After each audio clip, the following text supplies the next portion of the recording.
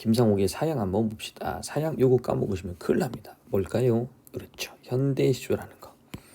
요거 정형시입니다. 요거 대신에 나와요. 꼭 기억해 주세요. 정형시. 딱 봤을 때 정형시라는 느낌 있나요? 오케이. 정형시고요. 당연히 연시조 형식입니다. 왜요? 하나, 둘, 세수 이렇게 연결되어 있으니까 연시조. 자, 연시조는 평시조라고 할 수 있어요? 없어요? 자, 3장 6구 45자 내외로 되어 있다. 그러면 뭐가 돼요? 12음보? 그러면 그렇죠. 평시조입니다. 눈을 감으면 굽이 잦은 불밭길이 개울물 돌돌돌 길섭으로 흘러가고 백양숙 사립을 가린 초가집들도 보이고요. 됐죠? 그럼 이렇게 된 거니까 얘는 연시조. 그렇죠. 평시조면서 연시조다. 이렇게 보시면 돼요. 평시조하고 대별되는 개념은 연시조가 아니라 뭐라고 그랬죠? 어시조, 사설시조라고 그랬어요. 요거 그렇죠. 시조라는 거 까먹으시면 큰일 납니다. 자, 그 다음에 왼쪽을 한번 핵심 정의 잠깐 하나만 보면 회상적이다. 과거로 돌아가는 거예요. 그래서 이 부분이 여기랑 이렇게 또 묶입니다. 됐죠? 요거는 시상을 연다. 여기는 시상을 마무리한다. 이런 느낌이에요. 그래서 과거 회상으로 이렇게 들어가는 겁니다. 회상. 향토적, 묘사적, 예상적. 그 다음에 밑에 고향에 대한 그리움이 당연할 거고요. 그 다음 요거는 다양한 감각이 사용되고 있어요. 다시 현재, 과거, 현재 역순행적 구성이다. 이거 까먹으시면 큰일 납니다. 요것도 어떻게? 출제 포인트입니다. 밑에 한번 잠깐 읽어볼게요. 요거는 뭐 내용은 어렵지 않으니까. 자, 이 시는 고향에 대한 그리움을 삼수로 된 연시조 알아두셔야 되겠네요.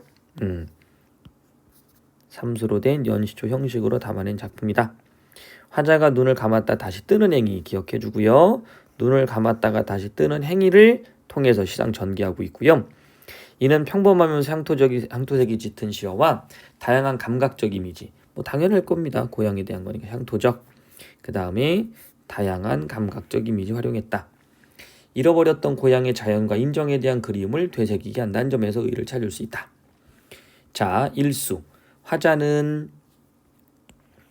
화자는 눈을 감으면서 어린 시절 고향을 회상하게 된다. 그러면서 구불구불한 풀밭길과 개울물, 숲으로 가려져 있는 초가집들 등 고향의 전경이 시각청각. 기억해줘야죠. 시각청각. 뭐 뒤에 가서 또 나올 거니까 본문 분석하면서 그때 다시 볼 거고요. 자, 그 다음 두 번째 수.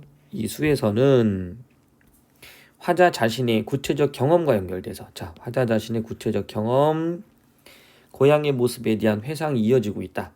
소를 몰고 오며 바라보던 마치 저녁 노을과 같이 붓던 진달래꽃과 집에 도착할 때쯤 어머니가 붙여주시던 꽃지짐에 대한 추억을 떠올리면서 화자의 정서는 어머니에 대한 그리움으로 집약되고 있다. 압축이 된다는 뜻이겠죠. 삼수에서는 어머니에 대한 그리움이 고향 마을 사람들. 오케이. 자, 어머니에 대한 그리움이 고향 마을 사람들과 마을 전체로 확대됐다. 봄나무를 키워 먹으며 살면서도 함께 어울려 사는 인정과 고운 마음을 간직했던 마을 사람들의 모습이 끼니마다 봄을 씹고 사는 마을이라는 미각적 심상을 통해 제시되고 있다. 마지막 행에서는 화자가 감았던 눈을 뜸으로써 현실로 되돌아오는데 이때 느끼는 오케이. 안타까운 심정을 애젓하오라는 시어를 통해 드러냈다. 자, 이 부분이 뭐예요? 향수하고의 차이점이죠. 향수는 과거에 대한 회상을 통해서 그 그리움을 됐죠. 후렴구에 집약을 했잖아요. 근데 요거는 그런 그림의 정서가 나타나고 고향의 정겨운 풍경도 향수랑 똑같이 등장을 하는데 뭐가 있어요? 그렇죠. 여기는 애틋한 마음으로 다시 돌아온다는 거. 됐죠? 그래서 좀 더 예상적인 느낌이 있습니다. 자, 뒤로 한번 넘어가 보시면 이 시에 나타난 다양한 감각이 있습니다. 개울물, 돌돌돌, 의성어 쓰였다는 거 잊지 말고요. 저녁 노을, 산에 피는 붉은 진달래의 모습을 저녁 노을에 비유했다. 자, 그래서 봄의 정경과 경치를 시각적으로 어마씨 그리운 솜씨의 향그러운 꽃지짐. 그래서 향그럽다. 후각적 이미지죠. 봄을 씹고 산다. 그럼 뭐가 돼요? 미각적 심상. 자, 그러면 이런 내용들 한번 보시고요. 고양이 가지고 있는 의미. 자, 요거는 출제 포인트예요. 기억해 주시고요. 그 다음에 선경우정 출제 포인트고요. 까먹으시면 안 돼요. 꼭 기억해 주셔야 됩니다. 됐나요? 밑에 정지용의 고향 요건 앞에서도 한번 했었죠. 상실감. 그 다음에 우리 교과서에 나와 있는 정지용 향수 요거 비교해 주시고요. 이따가 3번 문제는 포인트입니다. 출제 빈도수 1순위라고 기억해 주시면 될 것 같아요. 자, 그럼 한번 가봅시다. 눈을 감으면 자, 과거로 들어가는 거죠. 이런 것들을 이제 오버랩, 화면 겹침, 회상으로 들어갈 때요. 이런 것들을 옛날 문제에서 많이 나왔어요. 자, 갑니다. 눈을 감으면 굽이 잦은 풀밭길이, 굽이 잦다란 얘기는 꼬불꼬불한, 뭐 나중에 뭐 비슷한 한자가 뭐 구절양장 이런 것도 있죠. 구불구불한 길을 나타내는 말이에요. 굽이 잦은 풀밭길이 개울물 돌돌돌 길섭으로 흘러가고, 길 가장자리로 흘러가고, 백양숙 사립을 가린 초가집들도 보이고요. 그러면 굽이 잦은 풀밭길, 백양숙 사립을 가린 초가집들도 보인다. 그러면 뭐 하는 거예요? 그래서 고양이 이미지를 떠올리고 있고 해상하고 있는 거예요. 보이고요. 이런 것들이 뭐 친근한 말투가 내절해서 정겨움을 드러낸다 라고 보시면 되고요. 송아지 몰고 오며 바라보던 회상 경험, 바라보던 진달래도 저녁 노을처럼, 그러니까 요게 원관념입니다. 까먹으시면 큰일 나요. 요게 원관념, 저녁 노을이 보조관념. 산을 둘러 퍼질 것을, 진달래가 쫙 퍼진 겁니다. 붉은색으로 아주 아름답겠죠. 그래서 진달래 저녁 노을, 그 다음 퍼질 것을, 어마씨 그리운 솜씨에 향그러운 꽃지짐. 요것도 영탄이죠. 됐나요? 자, 어마씨의 그리운 솜씨에 향그러운 꽃지짐이다. 그래서 여기 그리움의 정서가 집약돼 있다. 이렇게 표현한다고 그랬었죠. 됐죠? 어머니를 통해. 자, 어질고 고운 그들. 자, 그들. 우선은 어머니라는 부분에서 그들이라고 일반적으로 확대됐다. 맨남새도 캐오리. 집집 끼니마다 봄을 씹고 사는 마을. 봄을 씹고 산대요. 미각적 이미지고요. 봄이라는 것은 계절인데 그걸 씹는다. 구체화시켰다 라고 볼 수 있고요. 감았던 그 눈을 뜨면 마음도로 애졌다. 이제 다시 현실로 나온 거죠. 현실. 요게 있다라는 거. 현실. 그게 이제 앞에 있었던 향수나 이런 것들과 좀 다른 거죠. 자, 그래서 밑에 보시면 이 시는 고향에 대한 그림이라는 관념적 주제를, 고향에 대한 그리움이라는 관념적, 그러니까 추상적인 거죠. 시각, 청각, 후각, 미각 등의 감각적 심상을 통해 그려냈고요. 현재, 과거, 현재의 유기적인 구조를 통해 완결성을 높여주고 있다. 요거 기억해 주셔야 돼요. 유기적, 그렇죠. 여러분들 교과서에 나오죠.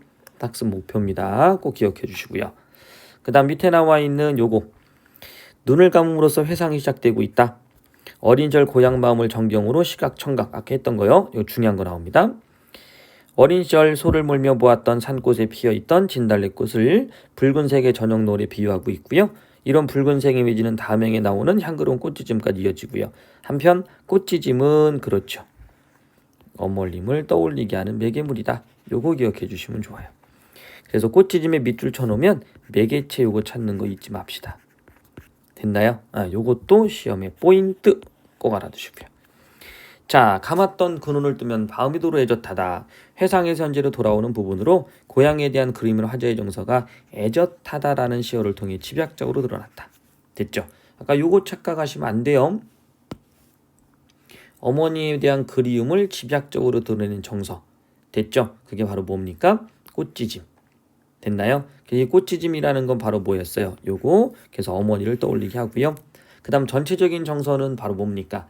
안타까운 심정, 애젓하오. 그래서 애젓하오라는 시어를 통해 집약적으로 드러났다. 정서는. 그래서 그리움 또는 어떤 애젓함 이렇게 보시면 될 것 같아요. 애젓함은 애틋하다. 이렇게 보면 되겠죠. 자, 어렵진 않을 것 같고요. 사양 요 정도 기억해 주시고요. 중요한 문제가 있다고 그래서 그래도 풀어볼 겁니다. 이거는 나머지 여러분들 풀어보셔야 되고요. 자, 이거 나온 김에 문제 푸는 방식 한번 갑시다. 보기의 관점에서 이 시를 감상하라고 그랬으니까 보기의 관점을 기억해 주시는 거예요. 보기의 관점은 하나가 나올 수도 있는데 적절한 반응을 물어봤습니다. 그래서 하나가 나올 수도 있고 또는 요 안에 세부적인 항목들이 분류로 써 있을 거예요. 그럼 그 분류들을 하나하나 나눠서 선택지를 이렇게 구성하겠죠. 요런 느낌을 먼저 출제의 포인트로 잡고 있어야 돼요. 자, 갑니다. 시조는 오케이. 시조는 전통적으로 음과 관련된 형식을 강조한다. 오케이. 여러분들 학습 포인트하고 또 묶이잖아요. 형식. 자, 그럼 다시 갑니다. 형식. 여기 음악이에요. 음악이죠. 여기서는 이제 비슷한 말로 쓰인다. 형식을 쓰나 음악을 쓰나 같은 걸로 봅니다. 노래로 불려지지 않는 현대 시조에서도 이러한 형식은 여전히 중요시돼요. 음수 통제, 율격 구조와 같은 형식적 제약. 오케이. 그럼 뭐예요? 형식적 제약이 요거겠죠. 그럼 다시 음수 통제라 율격 구조라는 말을 쓰면 그 부분은 이거랑 같은 말이다. 자, 근데 문제가 생겼어요. 음수 통제는 뭐냐? 그렇죠. 글자 수. 시조는 당연히 글자 수잖아요. 3, 4조. 자, 그럼 율격 통제, 율격. 우리가 흔히 알고 있는 뭐 음보, 음이 뭐 이런 것들이 바로 율격 통제죠. 외역률 이런 것들. 그 결과 시적 감수성을 구현하는 데 어려움. 오케이. 자, 뭐가 또 오케이예요? 형식적 음악 이렇게 연결됐죠? 그러면 시적 감수성은 얻을 수 없다. 됐죠? 구현하는 데 어려움이 있다. 그러면 형식적 음악, 음수 통제, 율격 구조 됐나요? 요거 시적 감수성가 되죠. 이제 현대전 이러한 형식적 제약을 넘어서서 오케이. 형식적 제약을 넘어서니까 어디로 가야 돼요? 형식적 제약은 네모칸이니까 그걸 넘어서는 새로운 비약으로 개척하자라는 게 바로 글쓴이가 전달하려는 의도.